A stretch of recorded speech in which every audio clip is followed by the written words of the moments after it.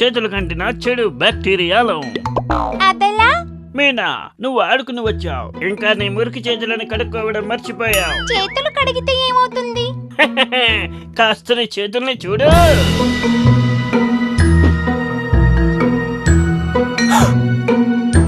ఎక్కడికి వెళుతున్నావమ్మా? సబ్బుతో చేతులు కడుక్కోవడానికి వెళ్తున్నాను. మీనాకు ఇవాళ అర్థమైంది. మీరు కూడా అర్థం చేసుకోండి. చేతులను శుభ్రంగా ఉంచుకోవడం ఎంత అవసరమో. మనం కనుక మన చేతులను శుభ్రంగా ఉంచుకుంటే బ్యాక్టీరియల్ ఇన్ఫెక్షన్స్ కలగవు. అప్పుడు మనం యాంటీబయాటిక్స్ వాడకాన్ని తగ్గించవచ్చు. దాంతో యాంటీబయాటిక్ ప్రభావం బ్యాక్టీరియా మీద కొనసాగుతుంది. అందుకు అవసరం పరిశుభ్రంగా ఉండండి, ఆరోగ్యంగా ఉండండి.